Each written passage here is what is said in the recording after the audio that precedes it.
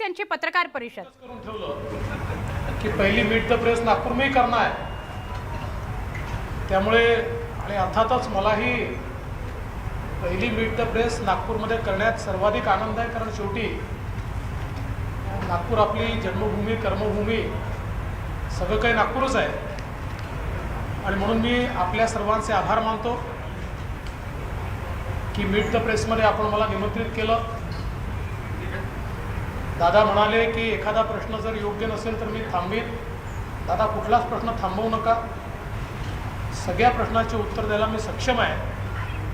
मात्र मला एक गोष्टीची माहिती आहे की जे नागपूरकर आहेत ते ज्याला पाहुणा म्हणून बोलवतात त्याची इज्जत ठेवतात, त्यामुळे त्याला चुकीचे प्रश्न कोणीच विचारणार नाही आणि अडचणीत तर नागपूरकर मला नक्कीच आणणार नाही। आज खरं म्हणजे कालच आम्ही विश्वासमत प्रस्ताव प्रचंड बहुमताने जिंकलेला आहे। 164 लोक आमच्या बाजूने होते आणि त्याच्या विरोधात केवळ 99 लोक, अशा प्रकारचा एक लँडस्लाइड विक्ट्री ट्रस्ट वोटमध्ये विश्वासमत प्रस्तावामध्ये आमच्या युतीच्या सरकारला या ठिकाणी मिळाला आहे। खरं तर महाराष्ट्रामध्ये 2019ला जनतेनं भारतीय जनता पार्टी शिवसेना युतीला मॅन्डेट दिलं, पण आमचं मॅन्डेट हे छद्मीपणे पळवून नेण्यात आलं आणि एक अनैसर्गिक अशा प्रकारचं अलायन्स तयार झालं। हे अलायन्स जेव्हा तयार झालं त्याचवेळी मी सांगितलं होतं की असं अलायन्स फार काळ काही या ठिकाणी चालत नाही, परंतु मला या गोष्टीचा कुठलाही खेद नव्हता की मला मुख्यमंत्री होता आलं नाही। सरकारनं आल्याचं दुःख याकरता होतं की आलेल्या सरकारने महाराष्ट्राच्या विकासाच्या गतीला पूर्णपणे आळकाठी लावून रोड ब्लॉक्स तयार केले होते आणि त्यामुळेच आपण बघितलं असेल विकासाचे सगळे प्रोजेक्ट्स थांबवण्यात आले, शेतकरी हिताचे प्रोजेक्ट्स थांबवण्यात आले, इंडस्ट्रियल ग्रोथवर कुठेतरी त्या ठिकाणी एक त्याचा परिणाम झाला। आणि विशेषतः मी वारंवार ज्याचा उल्लेख करायचो की विदर्भ आणि मराठवाडा या मागास भागावर प्रचंड अन्याय या सरकारनं त्या सरकारनं सुरू केला होता। वैधानिक विकास मंडळं संपवले, प्रोजेक्ट संपवले, इंडस्ट्रियल विजेची सबसिडी चेंज करून टाकली आणि म्हणून मला सरकार गेल्याचं मुख्यमंत्री पद गेल्याचं दुःख नव्हतं, पण माननीय मोदीजींच्या 5 ट्रिलियन इकॉनॉमीमध्ये 1 ट्रिलियन इकॉनॉमी बनवून महाराष्ट्र जे कॉन्ट्रीब्युशन देऊ शकला असता आणि सामान्यांची स्वप्न पूर्ण करू शकला असता तो महाराष्ट्र कुठेतरी थांबला याचं दुःख मला रोज असायचं। आणि म्हणूनच आपण बघितलं की एक सक्षम विरोधी पक्षनेता म्हणून मी 2.5 वर्ष काम केलं। कोरोनाच्या काळात देखील एकही दिवस घरी बसलो नाही। प्रत्येक जिल्ह्यामध्ये, जिल्हा रुग्णालयामध्ये, ICU मध्ये त्या ठिकाणी जाऊन जीवाची पर्वा न करता लोकांना सुविधा मिळाली पाहिजे हा प्रयत्न केला। मला देखील कोरोना झाला। कोरोना झाल्यानंतर त्यावेळेस मी घोषित केलं होतं की मी सरकारी हॉस्पिटलमध्येच त्या ठिकाणी ॲडमिट होईल, कारण जर सामान्य माणूस सरकारी हॉस्पिटलला ॲडमिट होऊन बरा होतो तर आम्ही काय उदाहरण त्याच्यासमोर ठेवणार आहोत। आणि म्हणून मी सरकारी हॉस्पिटलला ॲडमिट झालो, कोरोनातनं बरा झालो। बरा झाल्यानंतर 7व्या दिवशी बाहेर पडलो, पुन्हा महाराष्ट्राचा दौरा केला आणि म्हणून सक्षम विरोधी पक्षनेता म्हणून काम करत असताना या सरकारमधला अंतर्विरोध हा रोज मला दिसत होता. विशेषतः शिवसेनेमधलं अस्वस्थता ही दिसत होती. सरकार बनलं होतं, मंत्री बनले होते, पण रोज त्यांच्यासमोर हा प्रश्न असायचा की उद्या लोकांसमोर गेल्यानंतर काय सांगायचं. बाळासाहेबांनी जे हिंदुत्व या महाराष्ट्रात आणि देशामध्ये प्रत्यक्षात आणून दाखवलं, त्याच्यापासनं पूर्ण फारकत घेऊन आणि बाळासाहेबांनी ज्यांच्याबद्दल असं म्हटलं की त्यांच्यासोबत काँग्रेस राष्ट्रवादीसोबत मला जावं लागलं तर शिवसेनेचं दुकान बंद करीन, त्यांच्यासोबत आपली पार्टी चालली आहे, ही अस्वस्थता प्रचंड जाणवत होती. आणि त्यातच त्या अस्वस्थतेत शिवसेनेच्या जोरावर इतर पक्ष कसे मजबूत होत होते हे शिवसेनेचे आमदार, खासदार, नेते आणि कार्यकर्तेही बघत होते. आणि त्यातूनच शिवसेनेमध्ये एक उठाव झाला आणि त्या उठावाला आम्ही साथ दिली. हे बंड नव्हतं, हा उठाव होता की आमचा पक्ष राहणार नाही, आमचा विचार राहणार नाही. ज्या विचाराने इतके वर्ष आम्ही काम केलं तो विचार कुठेतरी तुडवला जातोय आणि म्हणून ते आमच्या सोबत आले. आणि मला अतिशय आनंद आहे, आमच्या पक्षाने हा निर्णय केला की आम्ही सत्तेकरता हपापले नाही आहोत. आम्ही आग्रह धरला असता तर मुख्यमंत्रीपद आम्हाला मिळालं असतं. 115 लोक आमच्यासोबत होते, पण आमच्या पक्षाने हे सांगितलं की आमचा आग्रह आणि दुःख हेच आहे की आम्हाला मिळालेलं मॅन्डेट हे चोरून नेण्यात आलं आणि म्हणून सत्तेकरता नाही, विचारांकरता आम्ही शिवसेनेचाच मुख्यमंत्री करू. आणि म्हणून माननीय एकनाथ शिंदेजी यांना मुख्यमंत्री करण्याचा निर्णय हा भारतीय जनता पक्षाने घेतला.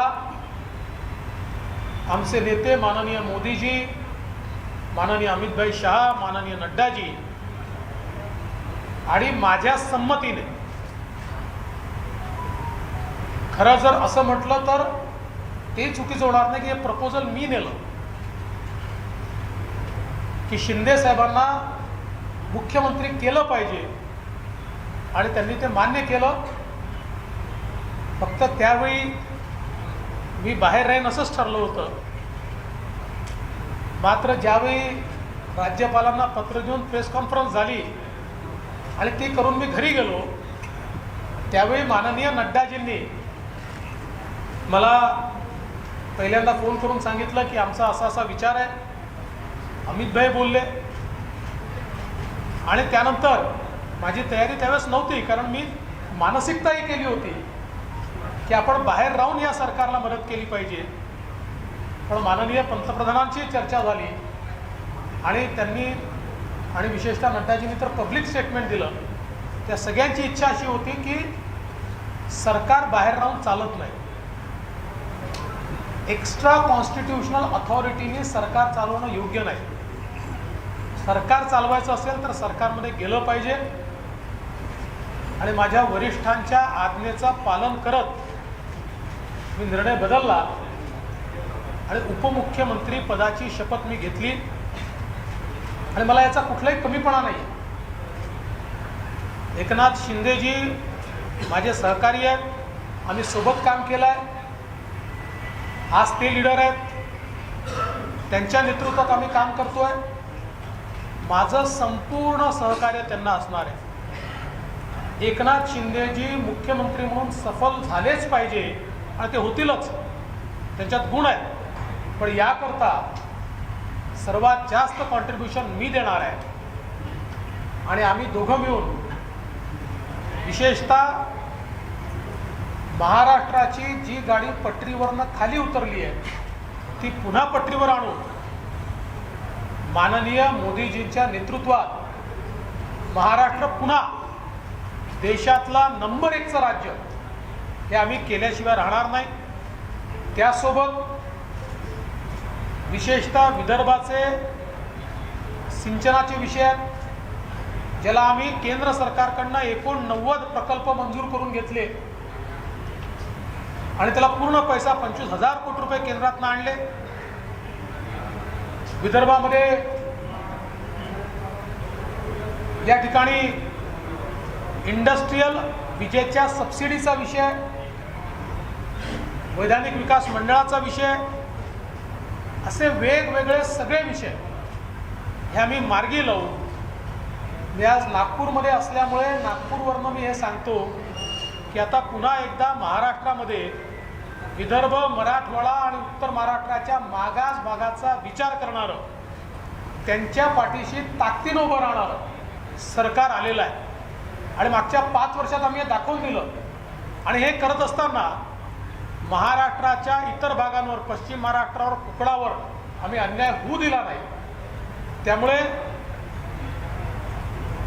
सर्वंकष अशा प्रकारचा विकास हा येत्या काळामध्ये या सरकारच्या माध्यमातून आपल्याला निश्चितपणे पाहायला मिळेल, अशा प्रकारचा विश्वास आपल्या सर्वांच्या माध्यमातून मी देतो।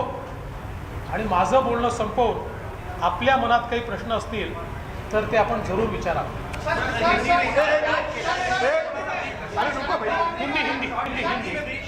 हिंदी जी जी एट अ टाइम एक ही लोग बोले, उतना लोग बोले नहीं होता सर। हिंदी मैं प्रेस क्लब का बहुत आभार व्यक्त करता हूं कि प्रेस क्लब ने सबसे पहले मुझे नागपुर में, मेरे अपने शहर में मीट द प्रेस के लिए बुलाया और आप सभी का आभार व्यक्त करता हूं कि आप सभी ने पिछले समय भी बहुत प्यार दिया और आगे भी आपका ऐसा ही सहकार्य मिलेगा, ये मेरा विश्वास है। आज महाराष्ट्र में फिर एक बार युति की सरकार हमने स्थापित की है।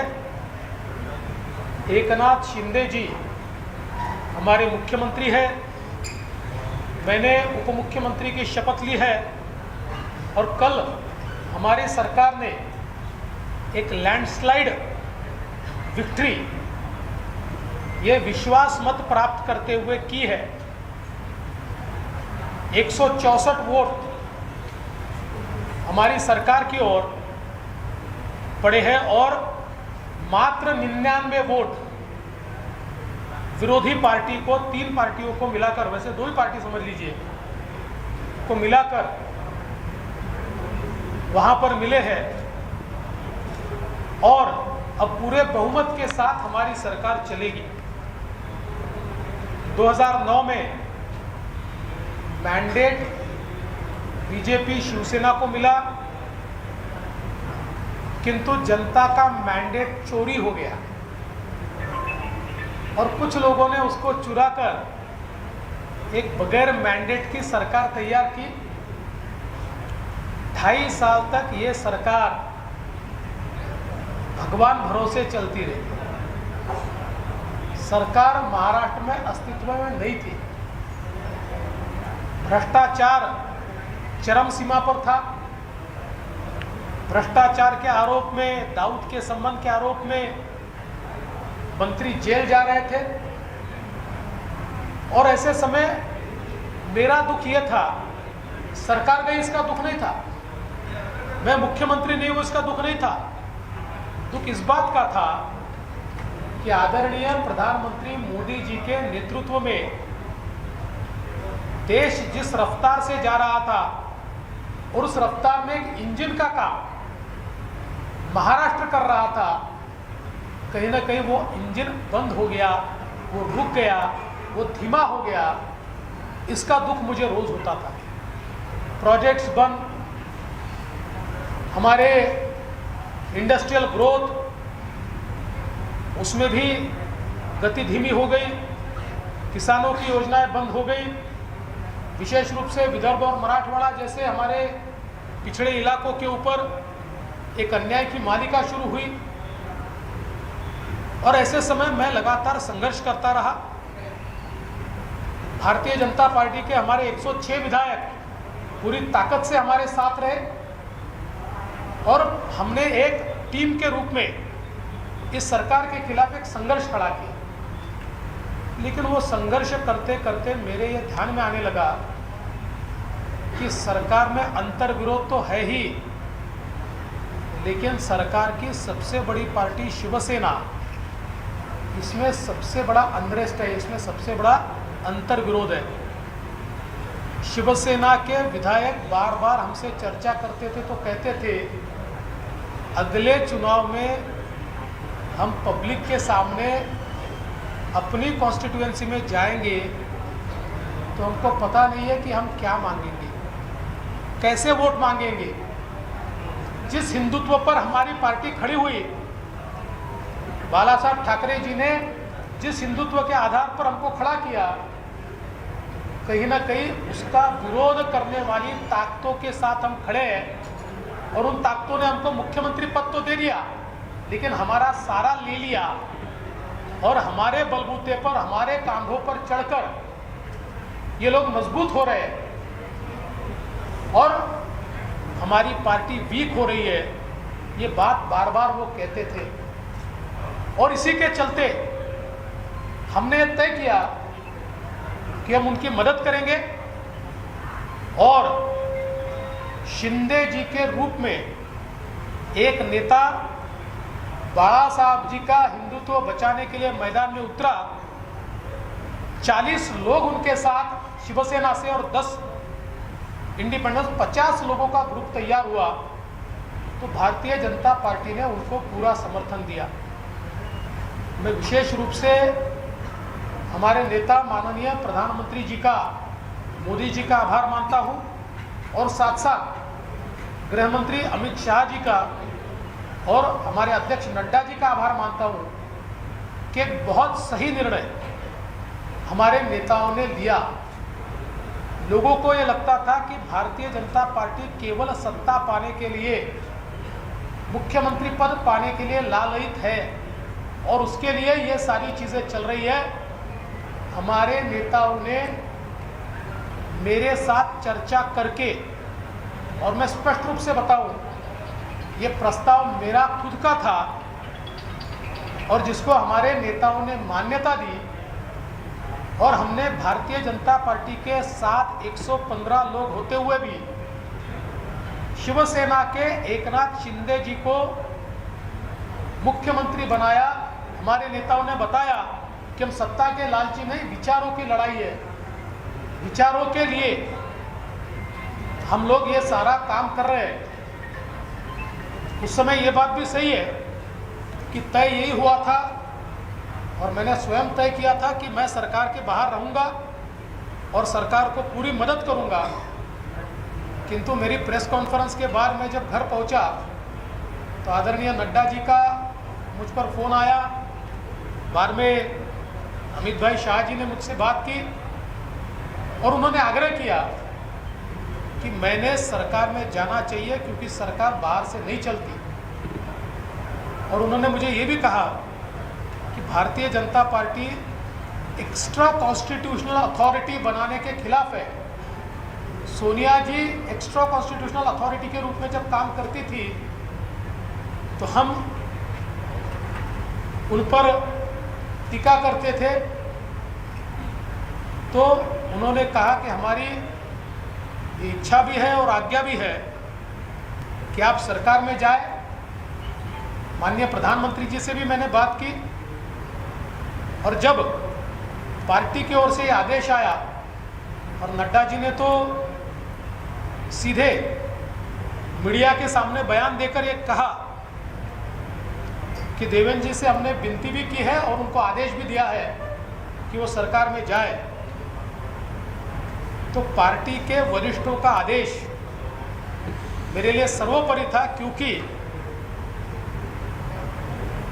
मुझे सर्वोच्च पद पर बैठाने वाली यही पार्टी है और यही हमारे नेता है जिन्होंने मुझ जैसे व्यक्ति को शीर्ष पद पर बैठाया, तो वो मुझे अगर ये भी कह देते कि अब आपकी ज़रूरत में आप घर चले जाओ, तो मैं ना नुकुर कोई भी न करते हुए घर चला जाता।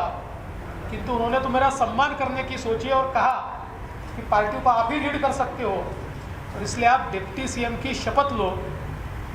मैंने शपथ ली और मुझे इस बात का कोई रंज नहीं है।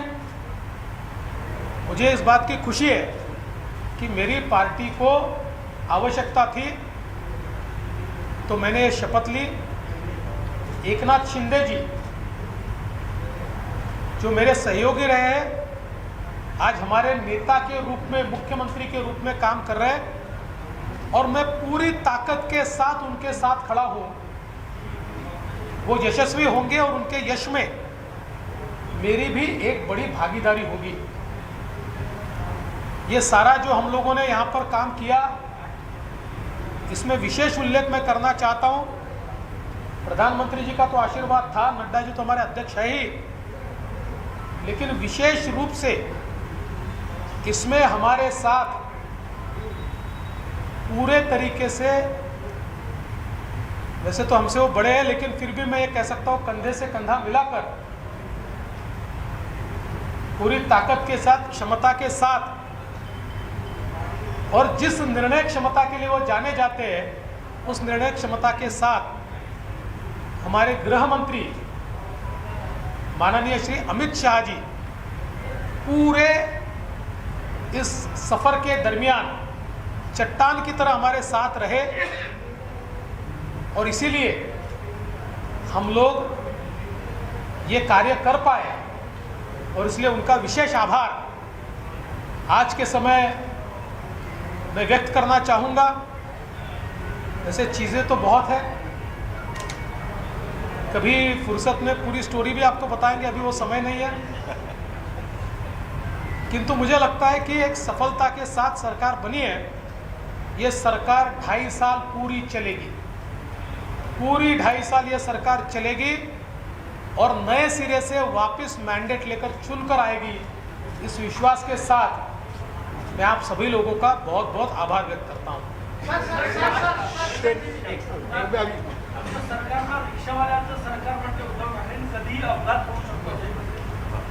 असं आहे की खरं तर काँग्रेस पक्षाने देखील मोदीजींना चायवाला म्हणून हिणवलं, पण ज्याला चायवाला म्हणून हिणवलं त्यांनी यांच्यावर पाणी पिण्याची वेळ आणली। मोदीजींनी त्यांना असं पाणी पाजलं की आज त्यांच्या पक्षाची अवस्था काय आहे हे तुम्ही बघताय। आणि जर आम्ही रिक्षेवाले असू तर आम्हाला अभिमान आहे, आम्ही पानटपरीवाले असू आम्हाला अभिमान आहे, आम्ही चहा टपरीवाले असू आम्हाला अभिमान आहे, आम्ही रस्त्यावरचे विक्रेते असू आम्हाला अभिमान आहे। कारण या देशामध्ये स्वाभिमानाने जो जगतो, सोन्याचा चमचा घेऊन जे लोक पैदा होतात आणि ज्यांना असं वाटतं की राज्य करणं आमचाच अधिकार आहे, त्यांनी हे समजून घ्यावं। मोदीजींच्या या दौरमध्ये सामान्य माणूसच राजा होणार आहे, सामान्य माणूसच सेवा करणार।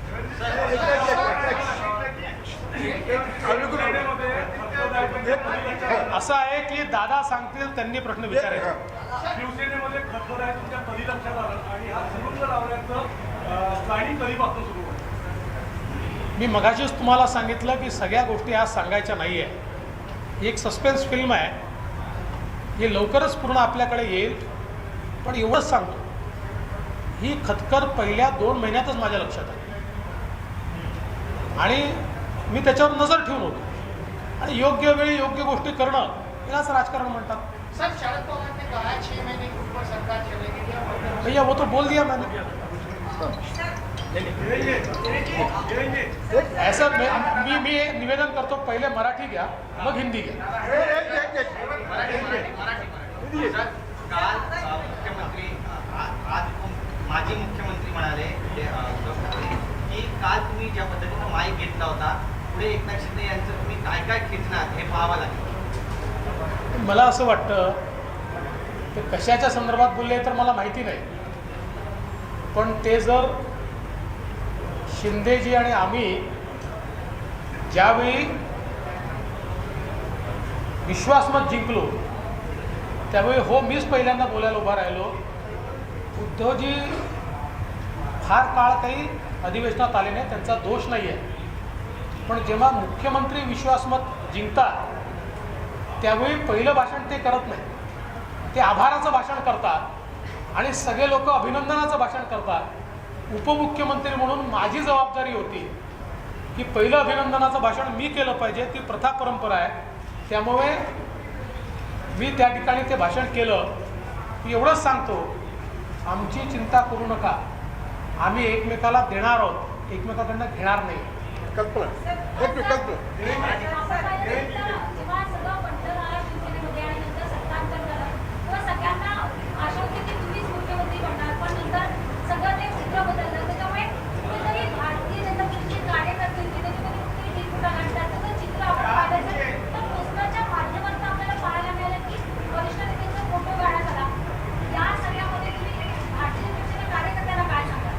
नाही, मला वाटत नाही वरिष्ठ नेत्यांचा फोटो वगैरे गाणं ही पद्धतच नाही आमच्याकडे. आम्ही जे काही आहोत आज जे काही यश मिळालं आहे ते केवळ आणि केवळ मोदीजींमुळे आणि आमच्या वरिष्ठ नेत्यांमुळे मिळालं आहे. त्यामुळे आमच्या सगळ्या कार्यकर्त्यांना माहिती आहे की हे यश मोदीजींनी जे काम केलं आहे त्याचं यश आहे. हे खरं आहे की काही काळाकरता, कारण कोणाला आम्ही अनपेक्षित धक्का दिला. जर आम्ही सांगून केलं असतं की नाही नाही असंच होणार आहे तर तो धक्का नसता. काही काळाकरता निश्चित धक्का बसला, पण आज सगळे खुश आहेत. नागपूरमध्ये देखील तुम्ही बघितलं असेल, कार्यकर्त्यांमधला उत्साह प्रचंड ओसांडून वाहतो आहे आणि वरिष्ठ नेते पाठीशी नसते तर हे मी करूच शकलो नसतो. मंत्रिमंडळ विस्तार लवकरच आम्ही करू. काय झालं की या सगळ्या याच्यात आम्हाला अजून त्या संदर्भातली बैठक घ्यायला वेळ मिळाला नाही, कारण विश्वासमत प्रस्ताव कालच आमचा झाला आणि साहजिकच ते ठाण्याला गेले नव्हते आणि मी नागपूरला आलो नव्हतो. त्याच्यामुळे शेवटी ज्यांनी आपल्याला निवडून दिला आहे त्यांचे आभार मानल्याशिवाय पुढचं काम सुरू करायचं कसं, आणि म्हणून नागपूरकरांचे आभार मानण्याकरता मी आलो, ठाणेकरांचे आभार मानायला ते गेले. आता उद्या परवा आम्ही बसू आणि सगळा टाइम टेबल ठरवू, फॉर्म्युला वगैरे सगळा ठरवू, ठरला की तुम्हाला सांगू. देवेंद्र फडणवीस यांना मुख्यमंत्री होण्यापासून रोखला ते कोण आहे यावर देखील प्रश्न उपस्थित करण्यात आले. असं आहे, सामन्याला मी मुख्यमंत्री झालो नाही याचं दुःख असेल का? हा उपहास आहे, त्याच्यामुळे अशा उपहासाला उत्तर द्यायचं नसतं. तुम्ही म्हणायचे की महाविकास आघाडी सरकार, महाभ्रष्ट, महावसुली सरकार, त्यातील तुम्ही 9 मंत्री तुम्ही आपल्या सरकारमध्ये घेतले, त्यामधील 2 आमदारांवर ईडीची कारवाई आहे, कसं पाहतात? असं आहे की संपूर्ण सरकार हे भ्रष्ट आहे अशा प्रकारचा आपण म्हणतो, तर याचा अर्थ त्यातला प्रत्येक व्यक्ती भ्रष्ट असतो असा नाही आहे. शेवटी सरकार एक सामूहिक आहे आणि ज्यावेळेस या सामूहिक प्रक्रियेमध्ये भ्रष्टाचार दिसतो त्यावेळेस आपण सरकारवर आरोप करतो. तसे स्कॅम झाले आणि त्या स्कॅमच्या माध्यमातून आपल्याला बघायला मिळालं 2 मंत्री जेलमध्ये गेले. त्याच्यामुळे मला असं वाटतं की जे लोक आमच्यासोबत आले आहेत ते चांगलंच वागतील आणि शेवटी हे काम प्रमुखाचं असतं. मी सरकार चालवलं आहे, प्रमुखाने ठरवलं तर सरकार पारदर्शी चालतं आणि प्रमुखांनी ढील दिली तर सरकार भ्रष्टाचार करतं. रवी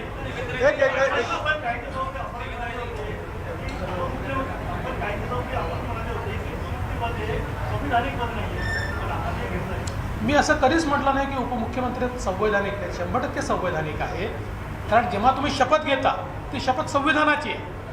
मी एवढंच सांगितलं आणि आजही सांगतो की मुख्यमंत्री हाच प्रमुख असतो उपमुख्यमंत्र्यांनी आपण पॅरलल मुख्यमंत्री असं कधी समजू नये.